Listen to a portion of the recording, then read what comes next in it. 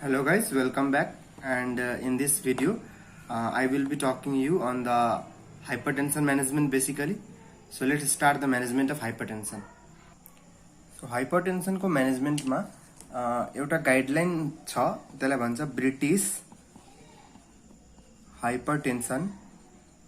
British hypertension society guidelines. यो guideline जुन छ ब्रिटिश हाइपरटेन्सन सोसाइटी गाइडलाइन्स, यो गाइडलाइन्सले तपाईलाई हाइपरटेन्सन कसरी एप्रोच गर्ने त्यसको बारे अलिक भनेको छ, त्यो हामी हेर्नुपर्छ पहिला। सो यसले के भनेछ कि लेट सपोज कि कसै मान्छेको क्लिनिकल ब्लड प्रेसर तपाईले मेजर गर्नुभयो र ब्लड प्रेसर मेजर गर्दाखेरि if the blood pressure is less than 140/90 millimetre of mercury, यो भन्दा कम छ भने हामीले थाहा छ कि यसलाई हामी 140/90 भन्दा तललाई हामी नर्मल मान्छे मानेर हेर्छौं। So this person is basically normotensive, यानी कि उसको हाइपरटेन्सन छैन, उसलाई ऊ अहिले नर्मल छ। सो यस्तो नर्मोटेन्सिभ पेशेन्टले तपाईले के गर्नुपर्छ त, according to the British hypertension society guidelines, you have to check the BP. So you have to check BP every 5 year. So हरेक 5 वर्षमा बीपी चेक गर्ने। And if the BP is close to 140/90, यानी कि BP 140/90 नजिक पुगिसकेछ, यानी let suppose कि BP 135/85 छ भने यसलाई हामीले एकैचोटी प्योर नर्मल पनि भन्न मिलेन, तर हाइपरटेन्सन पनि भन्न मिलेन। त्यस्तो केसमा बीपी लाई अलिक बढी मोनिटर गर्ने। So check the BP. If the BP is close to 140/90, let's suppose कि 135/85 छ भने त्यस्तो केसमा के गर्ने, बीपी लाई यहाँ भनेछ 5 इयरमा चेक गर्ने, हरेक 5 इयरमा एकपल्ट चेक गर्ने भने यति बेला यदि क्लोज बीपी आइरहेछ 140/90 भने तपाई के गर्नुस्, एभ्री इयर चेक गर्नुस्, और त्यो भन्दा पनि नजिक पनि चेक गर्दा हुन्छ। जे होस् यसमा अलिक रिस्क अहिले कमै छ, त्यही भएर त्यस्तो डराउनु पर्ने केही पनि छैन। तपाईले यसरी गाइडलाइन्स फलो गर्नुस्, ठीक छ। सो एउटा केस यदि क्लिनिकल बीपी 140/90 भन्दा कम छ भने के गर्ने हामीले हेर्यौं। अर्को केस के भन्छ त, लेट सपोज कि क्लिनिकल बीपी, यो सबै ब्रिटिश हाइपरटेन्सन गाइडलाइन कै हो कि, ग्रेटर देन और इक्वल टु 140/90 भयो।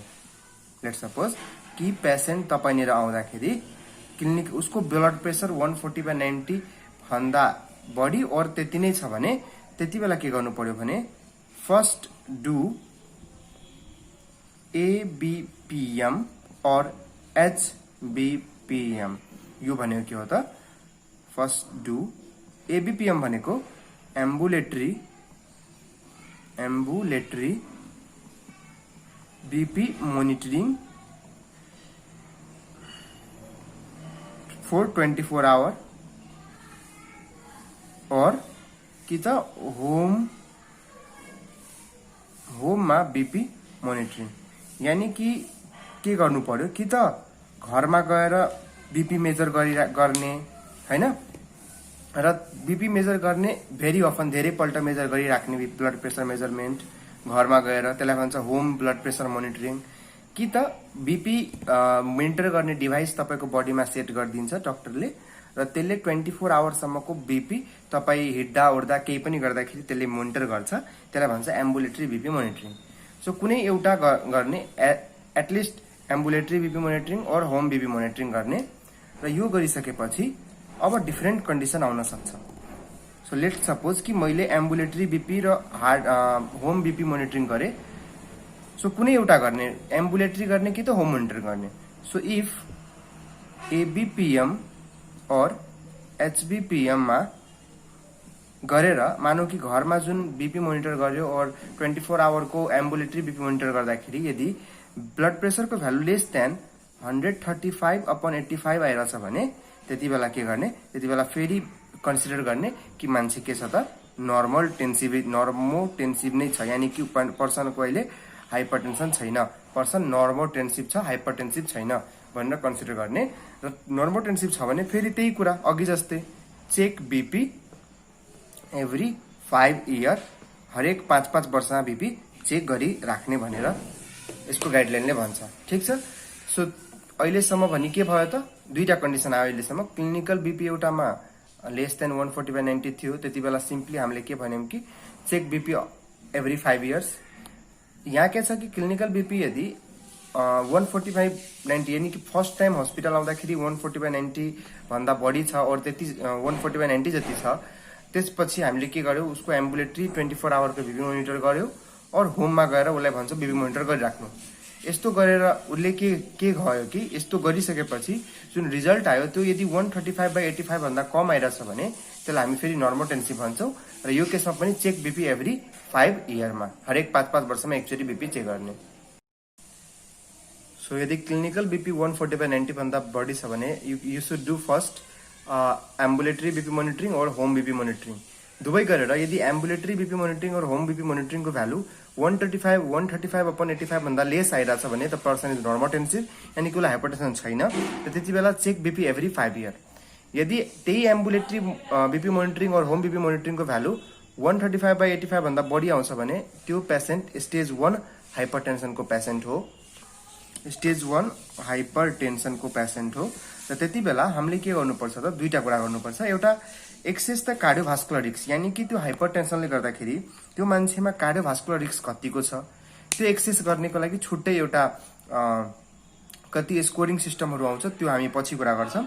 तर अहिले खालि के बुझ्नुस् कि कार्डियोभास्कुलर रिस्क हामीले पत्ता लगाउने र टार्गेट अर्गन ड्यामेज हेर्ने छ कि छैन। ठिक छ, टार्गेट अर्गन ड्यामेज प्रेजेन्ट छ कि छैन। यदि मानौ कि दुवै एब्सेन्ट छ, मानौ उसको प्रेसर मात्रै 135/85 छ, तर न त उसलाई कार्डियोभास्कुलर रिस्क छ न त अहिले टार्गेट अर्गन ड्यामेज छ भने त्यति बेला यदि दुवै एब्सेन्ट छ भने के विचार गर्ने, पेसेन्टको एज कति छ। यदि एज 40 इयर्स भन्दा बढी छ भने तपाईले पहिले ड्रगबाट स्टार्ट गर्नुहोस्, यानी कि फर्स्ट गिभ ड्रग र सँगसँगै उसलाई के भन्ने लाइफस्टाइल मोडिफिकेसन पनि गर्न भन्ने, यानी कि जुन ब्लड प्रेसरलाई कन्ट्रोल गर्न जुन लाइफस्टाइल मोडिफिकेसन गर्छ त्यो पनि गर्न भन्ने है। तर यदि पेसेन्ट 40 इयर्स भन्दा कम छ भने पहिला लाइफस्टाइल मोडिफिकेसन गरेर हेर्ने। यदि यतिमै काम चल्यो, बिपी आइसक्यो नर्मलमा, यतिले नै कन्ट्रोल भइरहेछ भने केही पनि गर्नु परेन। यदि भएन भने बल्ल तपाईँ केमा जानुहोस्, ड्रग्समा जानुहोस्। ठिक छ। सो यदि दुवै कुरा एब्सेन्ट छ मात्रै बिपी हाई छ भने त्यति बेला के गर्ने, एज हेर्ने। एज यदि 40 भन्दा कम छ भने मात्र लाइफस्टाइल पहिला, त्यसपछि लाइफस्टाइल मोडिफाई गर्ने अनि ड्रग्स दिने। यदि 40 भन्दा बढी छ भने ड्रग र लाइफस्टाइल दुवै सँगसँगै लाने। ठिक छ।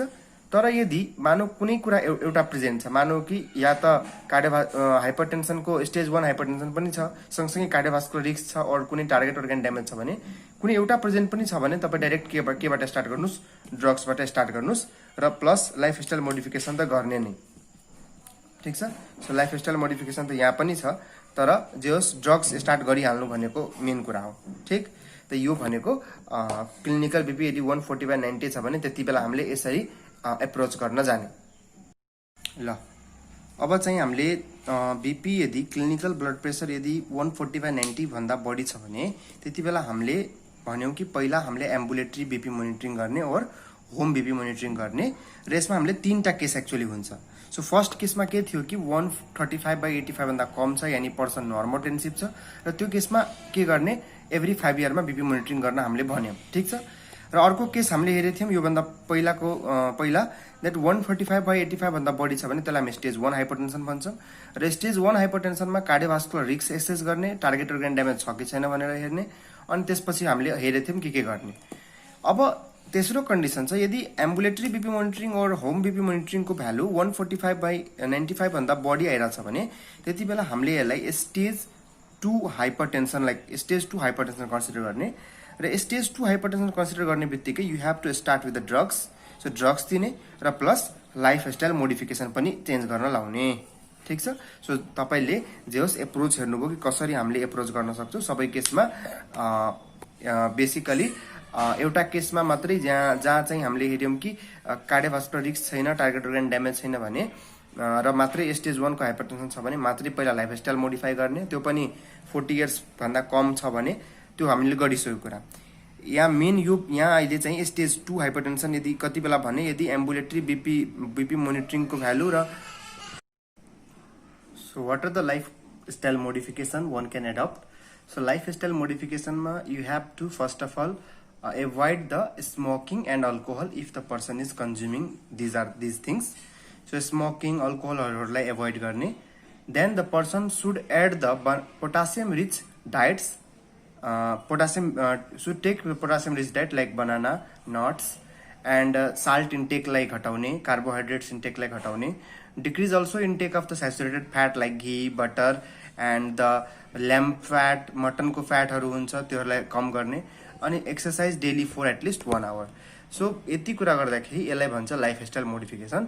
सो कुनै पनि पेसेन्टमा यो चाहिँ अलमोस्ट सबै पेसेन्टमा लागू गर्ने, रिगार्डलेस अफ एनी कन्डिसन. कुनै कन्डिसन कुनै स्टेज छ त्यसले मतलब भएन, सबै अवस्थामा लाइफस्टाइल मोडिफिकेसन गर्ने. अब लाइफस्टाइल मोडिफिकेसन पछि ड्रग्सहरुको कुरा गरौँ. सो ड्रग्स फार्माकोथेरापी जुन छ त्यो कसरी दिने त? सबभन्दा पहिला एज हेर्ने पेसेन्टको. यदि पेसेन्टलाई बीपी डायग्नोस भयो र तपाईले ब्रिटिश हाइपरटेन्सन सोसाइटी गाइडलाइन्सबाट जुन ठाउँमा भने थियो ड्रग्स युज गर्न, त्यो ठाउँमा हामीले ड्रग्स युज गर्छौं. र यदि पेसेन्टको एज 55 इयर्स भन्दा बढी छ भने we will start from the ACE inhibitors. So पेसेन्टको एज यदि 55 इयर्स भन्दा कम छ भने ACE इन्हिबिटर्सबाट स्टार्ट गर्ने, र 55 इयर्स भन्दा ग्रेटर छ भने you should start the patient from the calcium channel blocker. So calcium channel blocker. यस्तो किन डिफरेन्स गरियो त पेसेन्टको एज अनुसार? किनभने ACE इन्हिबिटरले के गरेर हुन्छ? बेसिकली ACE इन्हिबिटर्सले हाइपरकेलेमिया गरेर हुन्छ. के गरेर हुन्छ? हाइपरकेलेमिया गरेर हुन्छ. अब क्याल्सियम अब के हुन्छ एक्चुअली एज बढ्दै जाँदाखेरि, यानी कि एल्डर पेसेन्ट्सहरुमा मोर देन 60-70 इयर्सको पेसेन्ट्सहरुमा there is a renal impairment. उनीहरुको किडनी फंक्सनहरु इम्पेयर्ड हुन्छन्, र किडनी फंक्सनहरु इम्पेयर्ड हुँदाखेरि के हुन्छ, तपाईले यदि त्यो पेसेन्ट्सहरुमा ACE इन्हिबिटर चाँडै युज गर्नुभयो भने के हुन सक्छ त? किडनीलाई अझै धेरै असर पर्न सक्छ हाइपरकेलेमियाको कारणले गर्दाखेरि. हाइपरकेलेमियालाई किडनीले टोलरेट गर्न सकिरहँदैन र त्यसले अझै डेन्जरस कन्डिसनहरु ल्याउन सक्छ. द्याट्स वाइ हामी के गर्छौं त पेसेन्टहरुमा एल्डर पेसेन्ट्सहरुमा हामी सुरुमै ACE इन्हिबिटर नदिएर बरु पछि ACE इन्हिबिटर दिन्छौं. सुरुमा चाहिँ हामी क्याल्सियम च्यानल ब्लकर युज गर्न प्रिफर गर्छौं. तर कम एजको पेसेन्ट छ भने किडनी फंक्सनहरु युजुअली नर्मल हुन्छन्, हाइपरकेलेमियाले पनि त्यसले टोलरेट गर्न सकिरहन्छ. त्यही भएर हामी सुरुमा ACE इन्हिबिटर चलाउँछौं. सो फर्स्ट लाइन भनेको ACE इन्हिबिटर हो. तर कोहीमा मानौ कि ACE इन्हिबिटरबाट अब कसैलाई मानौ कि ACE इन्हिबिटर लेट सपोज कि इनालाप्रिल दिए और क्याप्टोप्रिल दिए और रामिप्रिल दिए, र योहरूले गर्दाखेरि मान्छेलाई लेट सपोज कि कफ भइराछ और एन्जियोडिमा भइराछ हैन, उले त्यो ACE इन्हिबिटरको साइड इफेक्टहरुलाई टोलरेट गर्न सकिरा छैन भने त्यति बेला we will give the ARB यानी एन्जियोटेन्सिन रिसेप्टर ब्लकर दिन खोज्छौं हामी. सो फर्स्टमा हामीले दिन खोज्छौं ACE इन्हिबिटर. तर ACE इन्हिबिटर टोलरेट गर्न सकेन, साइड इफेक्टहरु धेरै देखियो भने we will switch on to the angiotensin receptor blocker. ठीक छ, यसरी स्टार्ट गर्ने. र यति गरिसकेपछि के हुन्छ? सो फर्स्ट कुरा भयो ACE इन्हिबिटर र यता एज ग्रेटर देन 55 इयर्समा calcium channel blocker. So this is a C and here is a A. यसरी हामीले सुरुवात गर्यौं. यसरी सुरुवात गरिसकेपछि लेट सपोज कि यसले पनि कन्ट्रोल भएन भने, यदि कसैले ACE इन्हिबिटर खाइराछ भने अब त्यसमा के गर्दिनु? क्याल्सियम च्यानल ब्लकर पनि एड गरिदिनुस्. ठीक छ, यदि कसैले ACE इन्हिबिटर खाइराछ तर बीपी कन्ट्रोल भएन, मानौ यति गरेर पनि इफ नट कन्ट्रोल्ड हैन भने you should add the calcium channel blocker. र यदि कसैलाई क्याल्सियम च्यानल ब्लकरबाट मानौ कुनै ओल्ड एजको पेसेन्टलाई क्याल्सियम च्यानल ब्लकरबाट कन्ट्रोल भएन भने you should add ACE inhibitor. यानी अल्टिमेटली सेकेन्ड टाइममा हामी दुवै राख्दिन्छौं रिगार्डलेस अफ द एज. ठीक छ. सो फर्स्ट सेकेन्ड स्टेपमा यो सेकेन्ड स्टेप भयो. हेर्नुस्, फर्स्ट स्टेपमा तपाईले greater than 55 इयर्समा CCB calcium channel blocker र लेस देन 55 इयरमा ACE और ARB युज गर्यौं. सेकेन्ड स्टेपमा यदि यसले पनि बीपी कन्ट्रोल भएन भने तपाई त्यसमा के गर्नुहुन्छ? ACE इन्हिबिटर दिने नै सँगसँगै क्याल्सियम च्यानल ब्लकर पनि एड गर्नुस्. र यदि पेसेन्ट 55 इयर भन्दा बढी छ भने तपाईले क्याल्सियम च्यानल ब्लकर त दिइरहनु भएको थियो, सँगसँगै तपाई के दिनुस्? ACE इन्हिबिटर पनि एड गरिदिनुस्, यानी दुवै एड गरिदिनुस्. र यो दुईटाले पनि कन्ट्रोल गर्न सकेन भने, नाउ इफ यसले पनि कन्ट्रोल गरेन भने now you should add the diuretics. So A थियो र सिसिबी पनि थियो, सँगसँगै तपाईँले एउटा डायरेटिक्स एड गरिदिने। सो डायरेटिक्समा बेसिकली तपाईँले एड गर्ने थायाजाइड, के युज एड गर्ने thiazide. So you should add the thiazide. So यसलाई भन्छ ट्रिपल थेरापी। यो भनेको स्टेप 3 भयो, स्टेप 3। र स्टेप 3 भनेको के भयो त, यो तपाईँले 3वटा class of anti hypertensive drug use गर्नुभयो। यो 3वटा class of anti hypertensive drug use गर्नु भनेको यसलाई के भन्छ त, यसलाई भन्छ triple therapy, triple therapy. So त्यही कुरा मैले अलि समराइज फर्ममा लेखिदिएँ कि यदि age greater than less than 55 छ भने ए भनेको एसी इनिभिटर और एआरबी, सी भनेको क्याल्सियम च्यानल ब्लकर। स्टेप 2 मा यदि ए दुईटाले कन्ट्रोल भइरहेको छैन भने, यसले यसमा कन्ट्रोल भएन, यसले यसमा कन्ट्रोल भएन भने यदि ए पहिला दिइरहेछ भने त्यसमा क्याल्सियम च्यानल ब्लकर एड गर्ने, सी पहिला दिइरहेछ भने एसी इनिभिटर एड गर्ने। र अर्को कुरा स्टेप 3 मा तपाईँले डायरेटिक्स पनि एड गरिदिने। र डायरेटिक्स थायाजाइड दिँदै पनि यति गरेर पनि हाइपरटेन्सन कन्ट्रोल भएन भने we will call the patient is of high resistant hypertension. त्यति बेला हामी यस्तो केसलाई रेजिस्टेन्ट हाइपरटेन्सनको केस भनेर भन्छौँ। अब रेजिस्टेन्ट हाइपरटेन्सनको डेफिनेसन के छ कि यदि 3वटा सम्मको पनि anti hypertensive class of drugs patient has taken, 3वटा सम्म पनि पेसेन्टले ड्रग लिइसक्यो, 3वटा एन्टी हाइपरटेन्सिभ ड्रग क्लासको drugs, but also BP is not control, तै पनि बीपी कन्ट्रोल भएन भने we will call the patient is of resistant hypertension। त्यति बेला हामी के भन्छौँ कि पेसेन्ट के छ त, रेजिस्टेन्ट हाइपरटेन्सनको पेसेन्ट छ। अब यस्तो केसमा के गर्ने ट्रिटमेन्ट त, रेजिस्टेन्ट हाइपरटेन्सनको पेसेन्ट छ भने तपाईँ के गर्नुहोस्, अझ डायरेटिक्स एड गर्नुहोस्। यानि कि ए, सी र डी त छँदैछ, सँगसँगै एउटा एक्स्ट्रा डायरेटिक्स एड गर्न सक्नुहुन्छ। और तपाईँले कि त अल्फा ब्लकर एड गर्न सक्नुहुन्छ, और कि त तपाईँले बीटा ब्लकर एड गर्न सक्नुहुन्छ। सो त्यो डक्टरले कन्डिसन हेरेर अल्फा ब्लकर और बीटा ब्लकर और अझै डायरेटिक्स एड गर्न सक्छ।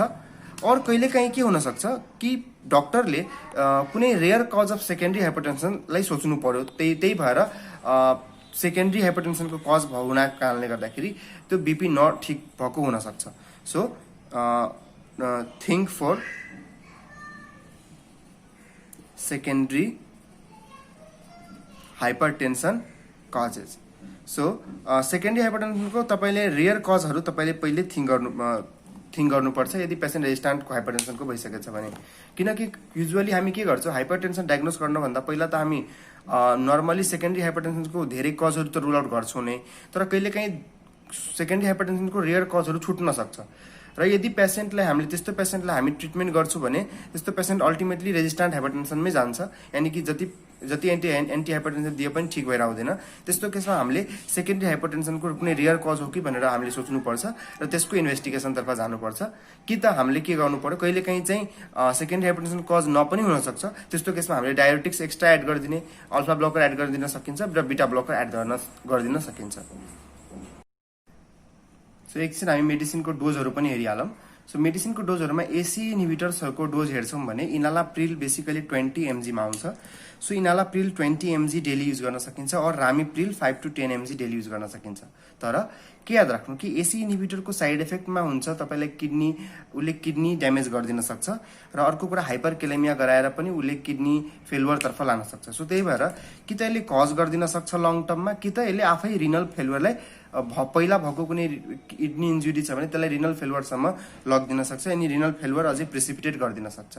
त्यही भएर यो ड्रग दिनभन्दा पहिला पनि तपाईँले रिनल फङ्सन टेस्ट गर्ने। यदि उसको किडनी फङ्सन धेरै नै डिरेन्ज छ भने त हामीले दिनै मिलेन हैन। र यो ड्रग दिएको पहिला र दिएको 1 हप्तापछि फेरि तपाईँले रिनल फङ्सन टेस्ट गर्नुपर्छ, ताकि यो ड्रगले किडनी ड्यामेज कतिको गरिरहेछ त्यो कुरा हामीले मोनिटर गर्नुपर्छ। त्यही भएर चाहिँ हामीले ड्रग किडनी फङ्सन टेस्ट चाहिँ ट्रिटमेन्टभन्दा पहिला, यो ड्रग दिनुभन्दा पहिला र किडनी फङ्सन टेस्ट यो ड्रगको 1 हप्तापछि ड्रग दिने र 1 हप्तापछि फेरि हामीले रिनल फङ्सन टेस्ट गराउने, ताकि हेर्न सकौँ यसले किडनी फङ्सनलाई के गरिरहेछ। अर्को भनेको एन्जियोटेन्सिन रिसेप्टर ब्लकर। एन्जियोटेन्सिन रिसेप्टर ब्लकरमा भालसाटन छ र टेल्मिसाटन छ। भालसाटनको 40 to 160 mg डेली र टेल्मिसाटनको 40 to 80 mg डेली। र याद राख्ने कि एआरबी बेसिकली हेपाटिक डिजिजहरूमा चाहिँ अब कसैलाई पहिल्यैदेखि लिभर सिरोसिसहरू छ भने त्यो केसहरूमा चाहिँ दिन मिलेन और धेरै प्रिकसन राखेर दिनु पर्यो, अलिक मोनिटर गरेर दिनु पर्यो यदि हेपाटिक डिजिज छ भने। त्यो कुरा विचार गर्ने। अर्को मेडिसिन हामी युज गर्न सक्छौँ थायाजाइड। थायाजाइडमा हामीले के भनेको थियौँ कति यसमा चाहिँ बेन्ड्रोफ्लुमेथायाजाइड र साइक्लोपेन्थायाजाइड। बेन्ड्रोफ्लुमेथायाजाइड 2.5 mg र साइक्लोपेन्थायाजाइड 0.5 mg डेली युज गर्न सकिन्छ। लुप डायरेटिक्समा फ्युरोसेमाइड युज गर्न सकिन्छ 40 mg daily. Basically loop diuretics चाहिँ अब रेजिस्टेन्ट हाइपरटेन्सनको केसमा युज गर्न सकिन्छ और कि त मेलिग्नेन्ट हाइपरटेन्सनहरूको केसमा और हाइपरटेन्सिभ अर्जेन्सीहरूको केसमा युज गर्न सकिन्छ।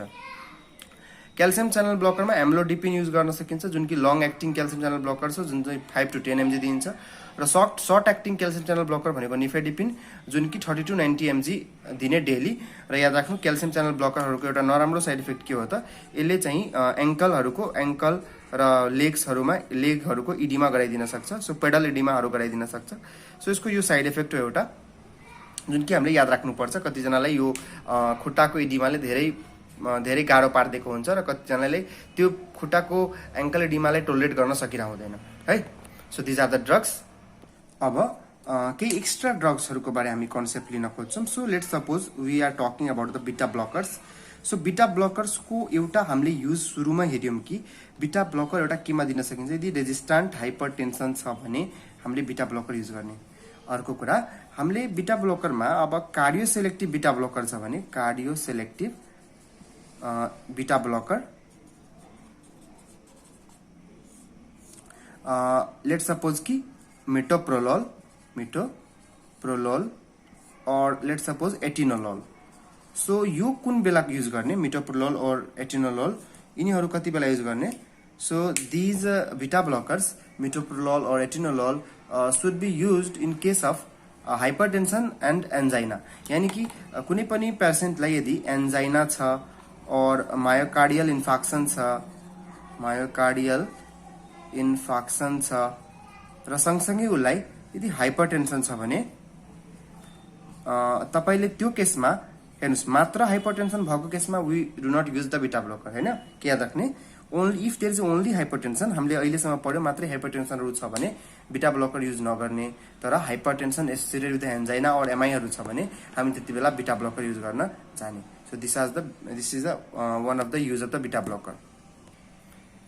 याद राख्ने कि एसी इन्हिबिटर्सको केही एक्स्ट्रा युजहरू छ। ACE inhibitors can be used in heart failure, ischemic nephropathy, unilateral renal artery stenosis र क्रोनिक किडनी डिजिज। हेर्नुहोस् एउटा कुरा के याद राख्नुहोस् कि chronic kidney disease actually can occur. हेर यसको दुईटा कुरा याद राख्नुहोस्। सिकेडीले पनि बिपी गराउन हाइपरटेन्सन गराउन सक्छ र हाइपरटेन्सनले पनि सिकेडी गराउन सक्छ। यो भनेको कस्तो हो कि जे पनि हुन सक्छ, दुवै साइड जान सक्छ। यानी कि कसैलाई हाइपरटेन्सन लङ टर्मसम्म छ भने त्यो मान्छेलाई क्रोनिक किडनी डिजिज हुन सक्छ और कसैलाई क्रोनिक किडनी डिजिज छ भने त्यसलाई हाइपरटेन्सन हुन सक्छ।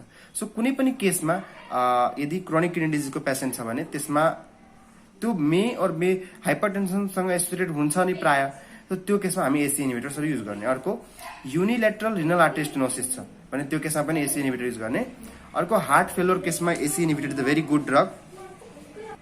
र अर्को इस्केमिक नेफ्रोप्याथी और डायबेटिक नेफ्रोप्याथीमा पनि हामीले चाहिँ एसी इन्हिबिटरहरूलाई युज गर्न सक्छौँ। सो एसी इन्हिबिटरहरूको केही एक्स्ट्रा युजहरू छ जुन कि इम्पोर्टेन्ट छ।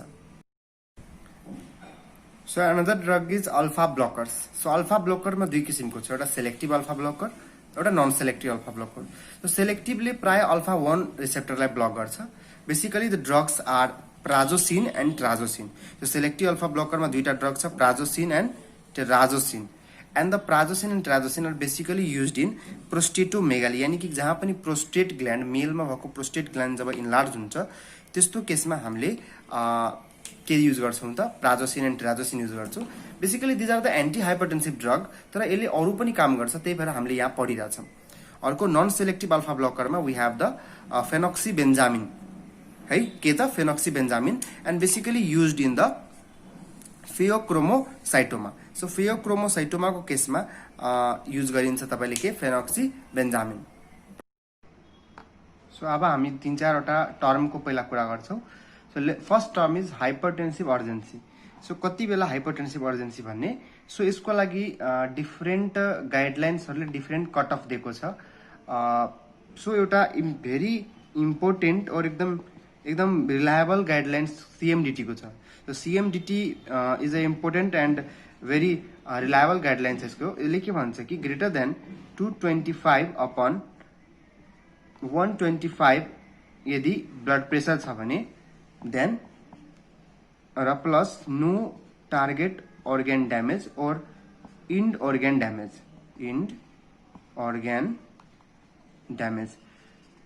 र सँगसँगै टार्गेट organ damage छैन, end organ damage छैन भने हामी त्यो पेशेन्टलाई हाइपरटेन्सिभ अर्जेन्सीको पेशेन्ट भन्छौं। तर यदि पेशेन्टको बीपी ग्रेटर देन 225/125 छ ब्लड प्रेसर, मतलब सिमिलर टु दिस यही, प्लस पर्सनमा end organ damage छ, यानी कि अब के छ end organ damage present छ और target organ damage present छ भने we will call the patient is of hypertensive emergency or crisis। So दुईटा कन्डिसन आयो, एउटा भयो 225/125 भन्दा बीपी बढी छ तर end organ damage छैन भने hypertensive urgency भन्ने, र 225/125 भन्दा बीपी ग्रेटर छ तर end organ damage छ भने त्यसलाई hypertensive emergency भन्ने। तर म एउटा अर्को तपाईहरुलाई एउटा केस भन्छु। लेट्स सपोज कि कोही patient, let's suppose any patient छ, कुनै पेशेन्ट, लेट्स सपोज यो पेशेन्टको ब्लड प्रेसर 200/100 छ र पेशेन्टको let's suppose the patient has a papilledema and let's suppose the patient has left ventricle hypertrophy. अब यो पेशेन्टलाई हामीले हाइपरटेन्सिभ इमर्जेन्सी और अर्जेन्सीको पेशेन्ट भन्ने कि नभन्ने, त्यही हो सबभन्दा फर्स्ट कुरा। पेपिलोइडिमा र लेफ्ट भेन्ट्रिकल हाइपरट्रोफी दिएको छ भने यो दुईटा दिनु भनेकै के हो, there is actually end organ damage को end organ damage छ भनेर बुझ्यो। अनि यो दुईटा कन्डिसनै दिएको भनेको तपाईले उले डिनोट गरिरहेछ कि end organ damage छ। तर कट अफ त यहाँ 225/125 थियो, तर यहाँ पेशेन्टको बीपी त 200/100 छ। त्यही भएर एक्चुअली यो पेशेन्टलाई अब हामीले नर्मली end organ damage छ, बीपी हाई छ तर कट अफ पुगे छैन भने यो पेशेन्टलाई हामी हाइपरटेन्सिभ इमर्जेन्सी क्राइसिस भन्ने कि नभन्ने भनेपछि भन्ने। Yes, this patient is also the patient of hypertensive emergency. So एउटा कन्सेप्ट के याद राख्नुस् कि एक्चुअली डोन्ट गो और don't focus on the value. So जुन भ्यालु दिएको छ कट अफ भ्यालु त्यसमा फोकस तपाई नगर्नुस्, तपाई सिम्पली हेर्नुस् कि जुन बीपी छ हाई बीपी, त्यो हाई बीपी सँगसँगै टार्गेट अर्गन ड्यामेज छ कि छैन। मात्र हाई बीपी छ ग्रेड 3 सम्मको भने त्यसलाई हामी हाइपरटेन्सिभ अर्जेन्सी भन्ने, र हाई ग्रेड 3 सम्मको हाइपरटेन्सन छ प्लस end organ ड्यामेज छ भने त्यसलाई हामी हाइपरटेन्सिभ इमर्जेन्सी भन्ने। कुनै स्पेशल कट अफ राख्नु भनेको त्यो एक्चुअली त्यसले चाहिँ अब थ्योरी अनुसार और एक्जाम अनुसार हामीले यो लेख्दा हुन्छ, तर एउटा क्लिनिकल प्र्याक्टिसको रूपमा हामीले के बुझ्नुपर्छ कि भ्यालुमा फोकस नगरेर बेसिकली हामीले टार्गेट अर्गन ड्यामेज छ कि छैन भनेर हेर्ने। If there is a target organ damage then the person is of hypertensive emergency. If this is not target organ damage then the person is of hypertensive urgency. हो, BP चाहिँ बढी हुनु पर्यो तर जरुरी छैन कि 225/125 हुनु पर्यो। तर यो एउटा थियो, एउटा एक्जाम प्याटर्नको लागि तपाईले कट अफ मैले लेखाइदिएको। So what is malignant hypertension? So तेस्रो कुरा छ malignant hypertension. So malignant hypertension is a stage which is characterized by the accelerated microvascular damage, यानी सानो सानो भेसल्स हुन्छ बेसिकली जुन स्मल आर्टरीज हुन्छ और आर्ट्रियोल्सहरु हुन्छ, त्यसको वालमा बेसिकली नेक्रोसिस भइहाल्छ। सो हाइपरटेन्सनले गर्दाखेरि एक्चुअली के हुन्छ त फिब्रिनोइड नेक्रोसिस हुन्छ in the walls of small artery and arterioles and that will affect the different organ, हैन, डिफरेन्ट पार्ट्स और डिफरेन्ट अर्गनको ब्लड सप्लाईलाई एफेक्ट गर्न सक्छ। यसलाई यसमा के भयो त बेसिकली यो यस्तो स्टेज अफ हाइपरटेन्सन हो जुन कि एक्चुअली यो यो एउटा भनेको एउटा मेडिकल इमर्जेन्सी हो। यो भनेको के हो, एउटा मेडिकल इमर्जेन्सी कन्डिसन हो र यो कन्डिसनमा एकदम र्यापिडली के हुन्छ माइक्रोभास्कुलर ड्यामेज हुन्छ, किनभने स्मल आर्टरी र आर्ट्रियोल्सको वालहरुमा फिब्रिनोइड नेक्रोसिस भइसकेको हुन्छ। र अर्को कुरा त्यो आर्टरी भित्र के भइसकेको हुन्छ, क्लट पनि बनिरहेको हुन्छ, जसलाई भन्छ इन्ट्राभास्कुलर कोआगुलेसन। सो इन्ट्राभास्कुलर कोआगुलेसन हुन सक्छ, त्यो आर्टरी र आर्ट्रियोल्सको वाल ड्यामेज हुन सक्छ। यो सबै केमा हुन्छ, मैलिग्नेंट हाइपरटेन्सनमा। अब यसलाई डायग्नोसिस कसरी गर्ने त हेर्नुस्। यसको डायग्नोसिसको लागि हामीले हेर्नुपर्छ के पहिला हेर्नुपर्छ हाई बीपी प्रेजेन्ट छ कि छैन। सो हाई बीपी हुन्छ पेशेन्टमा र हाई बीपी सँगसँगै पेशेन्टले प्रोग्रेसिभ टार्गेट अर्गन ड्यामेज और end organ ड्यामेजको हिस्ट्री प्रेजेन्ट हुन्छ, यानि कि प्रोग्रेसिभ टार्गेट अर्गन ड्यामेज यानि कि के हुन सक्छ भनेपछि ग्रेड 3 और 4 को रेटिनोप्याथी। हेर्नुस् अब यो के हुन्छ कुरा खासमा, अब रेटिनाको भेसल्सहरू इन्भल्भ गरेछ, रेटिनाको भेसल्सहरूमा फिब्रिनोइड नेक्रोसिस भएको छ भने ग्रेड 3 और 4 रेटिनोप्याथी हुन्छ। अर्को रिनल भेसल्सहरू इन्भल्भ गरेछ, किडनीको भेसल्सहरू इन्भल्भ गरेछ भने रिनल फेलुअर तर्फ जान सक्छ, यानि रिनल फेलुअर हुन सक्छ। पेसेन्टहरूमा प्रोटिनुरिया हुन सक्छ हैन। अर्को पेसेन्टहरूमा के हुन सक्छ भनेपछि यदि ब्रेनको हैन, मानौ न ब्रेनको भेसल्सहरूलाई इन्भल्भ गरेछ फिब्रिनोइड नेक्रोसिसले भने त्यति बेला के हुन सक्छ, ब्रेनको भेसल्सलाई यदि फिब्रिनोइड नेक्रोसिस ब्रेनको भेसल्सहरूमा भइसकेछ भने त्यति बेला हाइपरटेन्सिभ इन्सेफेलोप्याथी हुन सक्छ। के हुन सक्छ, हाइपरटेन्सिभ इन्सेफेलोप्याथी हुन सक्छ। र हाइपरटेन्सिभ इन्सेफेलोप्याथीमा केसमा मान्छेलाई slurring of speech, blurring of भिजनहरू भइहाल्छ, कन्फ्युजनहरू हुन सक्छ। र last but not the least मान्छेको लेफ्ट भेन्ट्रिकलहरू फेलुअर हुन सक्छ। So personal left ventricle failure हुन सक्छ। सो तपाईमा यो जति पनि सिम्पटम मैले भने यो सबै प्रोग्रेसिभ हुन्छ, यानि कि एकदम फास्ट हुन्छ। हेर्नुस् हाइपरटेन्सिभ इमर्जेन्सीमा पनि के थियो कि यही कन्डिसनहरू थियो, इन्डोर अर्गन ड्यामेज थियो, हाई बिपी थियो। तर यहाँ मेलिग्नेन्ट र त्यसमा के फरक छ कि मेलिग्नेन्टमा यो सबै प्रोसेस एकदम ऱ्यापिड हुन्छ, तर हाइपरटेन्सिभ इमर्जेन्सीमा यो सबै प्रोसेस ऱ्यापिड हुँदैन। यो just indoor organ damage present हुन्छ र ग्रेडहरू पनि माइल्डर हुन्छन्। तर मेलिग्नेन्ट हाइपरटेन्सनमा जुन इन्डोर अर्गन ड्यामेज त्यसको ग्रेड पनि बढी हुन्छ, यानि कि रेटिनोप्याथी पनि भयो भने ग्रेड 3 और 4 को भयो, किडनी फेलुअर हुन सक्छ, प्रोटिनुरियाहरू देख्न सक्छ, लेफ्ट भेन्ट्रिकल फेलुअरको फिचर देख्न सक्छ, ब्रेनको भेसल्सहरू इन्भल्भ भयो भने हाइपरटेन्सिभ इन्सेफेलोप्याथी हुन सक्छ। त्यसमा मैले भने कि स्लरिङ अफ स्पिच हुन सक्छ, आँखाको भिजन ब्लर हुन सक्छ, आवाजहरू राम्ररी क्लियर आउँदैन, मान्छे कन्फ्युजनमा जान सक्छ हैन। यो सबै कुरा हुन सक्छ। र मेलिग्नेन्ट हाइपरटेन्सनको केसमा के याद राख्नुपर्छ कि बेसिकली द मोर्टालिटी जुन हुन्छ यानि कि मृत्युदर, त्यो मृत्युदर can be increased by 50% in almost all cases of malignant hypertension if BP is not control. यदि बीपी कन्ट्रोल गरिएन भने mortality rate in 6 to 12 month 6 देखि 12 महिनामा 50% भन्दा बढी मोर्टालिटी रेट हुन सक्छ, यानि मृत्युदर हुन सक्छ यदि बीपीलाई कन्ट्रोल गरेको छैन भने। यानि कि हाइली मेलिग्नेन्ट यसले त्यही कारण भनेको, किनभने यसले मान्छेको ज्यान चाँडैभन्दा चाँडै लिन सक्छ, मान्छे छिटै मर्न सक्छ, त्यही भएर यसलाई भनेको। अब यसमा ट्रिटमेन्ट गर्नुभन्दा पहिला एउटा कन्सेप्ट बुझिराख्नुपर्छ। हेर्नुहोस् नर्मली हामी के गर्छौँ, नर्मली हामी कुनै पनि पेसेन्ट अफ ब्लड प्रेसरको पेसेन्टलाई म्यानेज गर्दा हामी एउटा आफ्नो के सोध्छौँ, हामी एउटा बीपी, एउटा नर्मल बीपीलाई एचिभ गर्न खोज्छौँ, एउटा अप्टिमल बीपीलाई एचिभ गर्न खोज्छौँ, त्यसलाई हामी टार्गेट बीपी भन्छौँ। त्यसलाई के भन्छ हामी, टार्गेट ब्लड प्रेसर।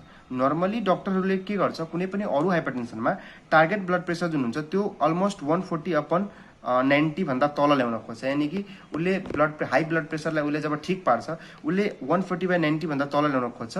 तर in case of malignant hypertension डक्टरले टार्गेट बीपीलाई 140/90 भन्दा तल ल्याउँदैन, यसलाई जस्ट 150/90 सम्म ल्याउन खोज्छ, यतिमै राख्छ, यो भन्दा तल झन दिँदैन हैन।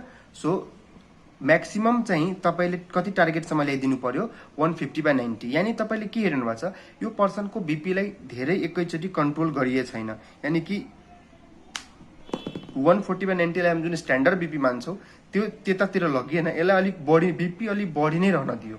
सो यसमा यो केसमा मेलिग्नेन्ट हाइपरटेन्सनको केसमा बीपीलाई अलिक बढी नै किन रहन दियो, किन यसलाई 140/90 तर्फ ल्याएन, किन हाई बीपीलाई नै यहाँ नर्मल जस्तो मानियो। सो कारण के छ कि एक्चुअली मेलिग्नेन्ट हाइपरटेन्सनको केसमा बीपीलाई हामीले एकदम चाँडो कम गर्न खोज्यो भने एक्चुअली के हुन्छ, ब्रेनको टिस्यु पर्फ्युजन हुन्छ त्यो कम भइहाल्छ। किनभने एउटा फर्मुला छ, cerebral perfusion pressure is equal to mean arterial pressure minus intracranial pressure. अब हामीले यो केसमा मीन आर्टेरियल प्रेसर यानि कि बीपीलाई धेरै चाँडो घटायो भने सेरिब्रल पर्फ्युजन प्रेसर घट्न सक्छ, यानि कि ब्रेनमा और अरू टिस्युहरूको पर्फ्युजन घट्न सक्छ। किन यस्तो किन हुन्छ त, एक्चुअली नर्मल मान्छेमा त 140/90 बीपीले पनि 140/90 और 120/80 बीपीले नै त ब्रेनमा पर्फ्युजन गराउन सक्छ, ब्रेनमा ब्लड पुगाउन सक्छ। तर यो केसमा चाहिँ 140/90 और 150/90 भन्दा तलको बीपीले किन पुगाउन सक्दैन, किनभने यहाँ जुन हाम्रो ब्रेनमा एउटा हाम्रो ब्लड भेसल्समा एउटा एक्चुअली कुरा हुन्छ, त्यसलाई भन्छ अटो रेगुलेसन। सो अटो रेगुलेसनले के गरिरहेको हुन्छ बेसिकली अटो रेगुलेसनको मेन काम के हुन्छ कि यदि बीपी नर्मल छ और कम छ भने त्यति बेला पनि उसले ब्रेनलाई कन्स्टेन्ट ब्लड दिइरहेको हुन्छ र अरू सबै अर्ग्यानमा कम गरे पनि काम चल्छ। तर यहाँ के भयो कि जो अटो रेगुलेसन छ जुन ब्रेनमा जुन ब्लड सप्लाई हुने जुन एउटा रेगुलेटरी मेकानिजम छ त्यो मेकानिजम डिस्टर्ब भइसकेको छ due to high blood pressure. High blood प्रेसरले जब यो ब्रेनमा सप्लाई गर्ने जुन ब्लड फ्लोको मेकानिजम डिस्टर्ब गरिदिन्छ त्यति बेला ब्रेनले के गर्छ त हाई ब्लड प्रेसरलाई नै नर्मल मान्छ। यानी कि हाई ब्लड प्रेसर आयो भने बल्ल ब्रेन पर्फ्युज हुन थाल्छ, हाई ब्लड प्रेसर भन्दा कम गऱ्यो भने ब्रेन पर्फ्युजन राम्ररी हुँदैन। त्यसैको कारणले गर्दाखेरि हामीले के गर्छौँ कि अब ब्रेनले त त्यो कुरा मानिसक्यो, अब ब्रेनलाई फाल्ने कुरा त भएन। त्यही भएर हामीले यो केसहरूमा चाहिँ बीपीलाई एकदम धेरै कन्ट्रोल गर्दैनौँ। हामीले 150/90 सम्म म्याक्सिमम राख्छौँ, बरु त्योभन्दा बढी नै राख्छौँ, तर एकदम त्योभन्दा तल चाहिँ आउन दिँदैनौँ हैन।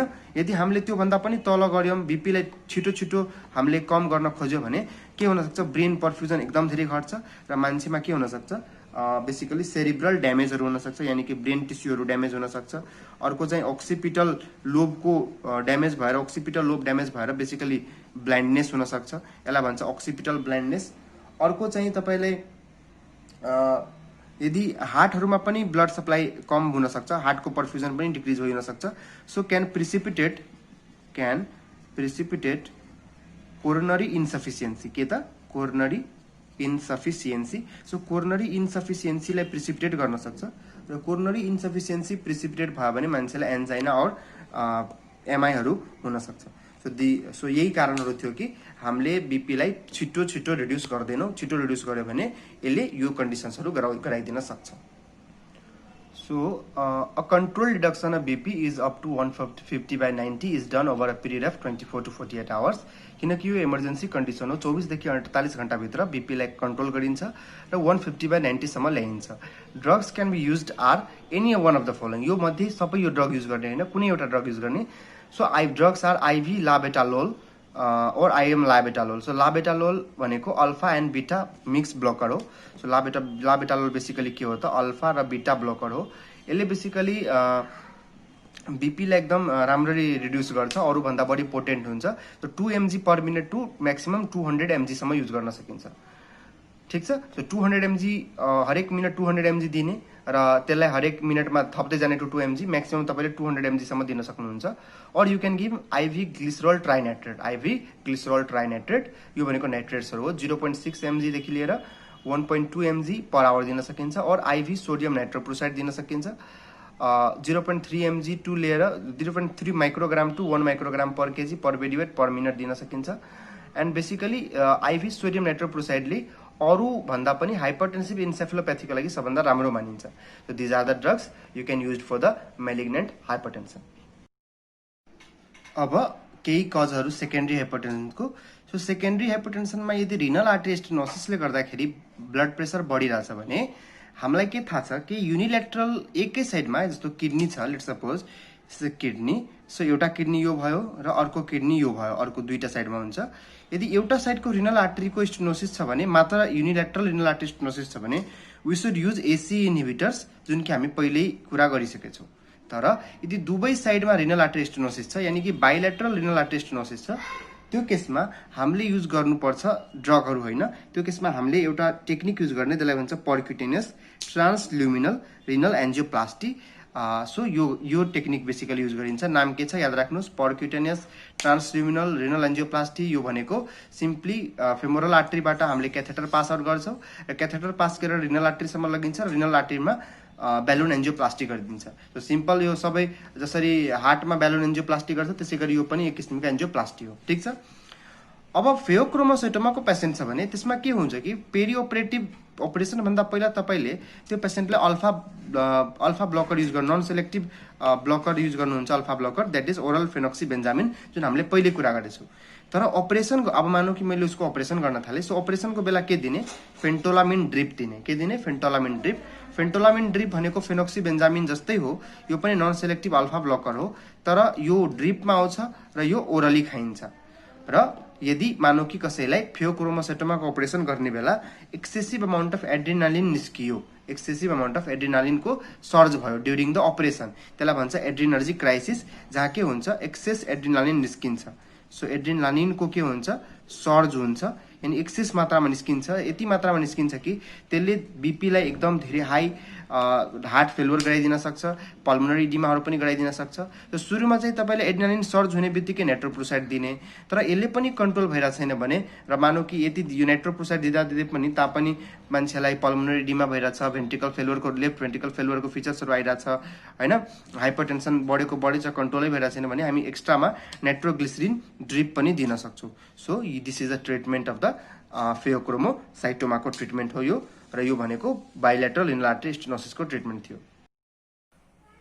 सो अब केही कुरा म गर्छु हाइपरटेन्सिभ इमर्जेन्सीको। So hypertensive emergency is different thing than the malignant hypertension. Hypertensive इमर्जेन्सीमा के हुन्छ, बीपी एलिभेसन हुन्छ, सँगसँगै some evidence of end organ damage हुन्छ, जुन कि प्रोग्रेसिभ धेरै हुँदैन। मेलिग्नेन्टमा के थियो कि प्रोग्रेसिभ इन्ड अर्ग्यान ड्यामेज थियो, rapidly progressive end organ damage, तर इमर्जेन्सीमा rapidly progressive end organ damage हुँदैन। अब सीएमडीटी को अनुसार यसको कट अफ 220/125 हालेछ। डेभिडसनको अनुसार, यो हेडिसन मैले लेखिदिएँ, यो डेभिडसनको अनुसार 180/120 राखेछ। अब तपाईँले जुन पनि फलो गर्दा हुन्छ, मेन मैले कुरा भने नै इन्ड अर्ग्यान ड्यामेज छ भने इमर्जेन्सी, छैन भने अर्जेन्सी। अब पेसेन्टले कस्तो, patient can come with the features of nephropathy, retinopathy, neurological features और कार्डियक फिचर्स। सो नेफ्रोप्याथी यानी कि हाइपरटेन्सिभ इमर्जेन्सी बेला के हुन्छ, किडनीहरूमा पनि इफेक्ट गर्न सक्छ, र किडनीमा इफेक्ट गरे पनि बेसिकली प्रोटिनुरिया र हेमाचुरियाहरू हुन्छ, यानी कि युरिनबाट प्रोटिनहरू र युरिनबाट ब्लडहरू चाहिँ स्क्रिट आउट हुन्छ। अर्को रेटिनोप्याथी हुन्छ भने बेसिकली रेटिनल हेमरेज हुनसक्छ, भिजन ब्लड हुनसक्छ, प्यापिलोइडिमा हुनसक्छ, यानी अप्टिक डिस्कको स्वेलिङ हुनसक्छ, यानी अप्टिक डिस्कको एडिमा हुनसक्छ प्रेजेन्ट। अर्को भनेको न्युरोलोजिकल मेनिफेस्टेसनमा इन्सेफेलोप्याथी हुनसक्छ, हेडेक हुनसक्छ, सिजर हुनसक्छ, सब एरेक्नोइड हेमरेजहरू हुनसक्छ। कार्डियकमा बेसिकली यसले मायोकार्डियल इन्फेक्सन, एन्जाइनाहरूलाई प्रेसिपिटेट गरिदिन सक्छ, त्यही भएर चेस्ट पेन हुनसक्छ, पल्मोनरी एडिमा हुनसक्छ र पाल्पिटेसन हुनसक्छ। So patient can come with any of this feature और combination of this features. So patient एउटा पनि कुनै फिचर लिएर आउन सक्छ और कम्बिनेसन अफ फिचर लिएर पनि आउन सक्छ। So causes of the hypertensive emergency may be idiopathic नहुन पनि सक्छ। कहिलेकाहीँ कोकेन र एम्फिटामिनहरूको एब्युजले पनि गर्दाखेरि हाइपरटेन्सिभ इमर्जेन्सी हुनसक्छ, किनभने कोकेन र एम्फिटामिन्सहरू एकदम धेरै भ्याजो कन्स्ट्रिक्टिङ एजेन्ट्सहरू हो। के हो त, पोटेन्ट भ्याजो कन्स्ट्रिक्टिङ एजेन्ट्स, जसले चाहिँ ब्लड प्रेसरलाई एकदम धेरै राइज गरिदिन सक्छ। कहिलेकाहीँ कुनै ड्रगको विथड्रलले, यानी कि कुनै हाइपरटेन्सनको ड्रग खाइरहेको थियो पहिलादेखि र अचानक त्यो ड्रग छोड्दाखेरि विथड्रल भएर कहिलेकाहीँ के हुनसक्छ, त्यो हाइपरटेन्सन प्रिसिपिटेट हुनसक्छ। अर्को कहिलेकाहीँ एन्जाइटीहरूले गर्दा पनि, एन्जाइटीले गर्दाखेरि सिम्प्याथेटिक नर्भस सिस्टम धेरै एक्टिभेट भएर पनि के हुनसक्छ, हाइपरटेन्सिभ इमर्जेन्सीमा जान सक्छ पेसेन्ट। कहिलेकाहीँ एक्युट स्ट्रोक हुँदाखेरि, यानी कि कसै पेसेन्टलाई एक्युट स्ट्रोक छ भनेको स्ट्रोक पनि भइरहेछ र सँगसँगै उसलाई हाइपरटेन्सिभ इमर्जेन्सीको पनि कन्डिसन छ। कहिलेकाहीँ फेयोक्रोमोसाइटोमा, यानी कि पेसेन्टलाई अब एड्रिनल ग्ल्यान्डको क्रोमाफिन सेलको ट्युमर छ र त्यो ट्युमर सेलले एकदम large amount of adrenaline release गर्यो भने कहिलेकाहीँ पेसेन्टलाई हाइपरटेन्सिभ इमर्जेन्सी हुनसक्छ। र कहिलेकाहीँ ड्रगै खाँदैन, पेसेन्टले ड्रग खाँदैन भने त उसको बीपी बढेको गर्छ र त्यति बेला पनि हाइपरटेन्सिभ इमर्जेन्सीमा जान सक्छ। So these were the causes of the hypertensive emergency. र एउटा एकदम इम्पोर्टेन्ट पोइन्ट के हो कि हाइपरटेन्सिभ इमर्जेन्सी होस् या मेलिग्नेन्ट हाइपरटेन्सन होस्, management is similar. So management गर्ने जुन ड्रगहरू छ और म्यानेजमेन्ट गर्ने जुन तरिकाहरू छ, त्यो मेलिग्नेन्ट हाइपरटेन्सन र हाइपरटेन्सिभ इमर्जेन्सीको लागि सिमिलर नै छ। किनकि एक्चुअली कारण के छ सिमिलर म्यानेजमेन्ट, कारण के छ कि त्यही हाइपरटेन्सिभ इमर्जेन्सी कुनै बेला मेलिग्नेन्ट हाइपरटेन्सनमा गएर कन्भर्ट भइदिन्छ। त्यही भएर यो दुईटा एक्चुअली ओभरल्यापिङ कन्डिसन्सहरू हो, त्यही कारणले गर्दाखेरि म्यानेजमेन्ट पनि पुरै ओभरल्याप गर्छ र सेमै म्यानेजमेन्ट छ।